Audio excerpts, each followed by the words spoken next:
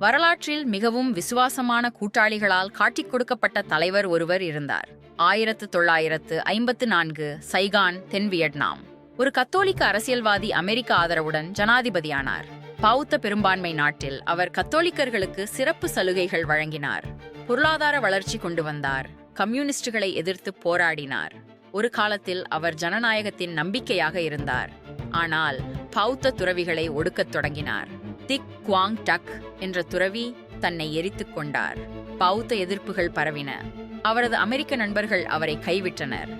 சையே ரகசியமாக அவரது ஜெனரல்களுடன் சதி செய்தது.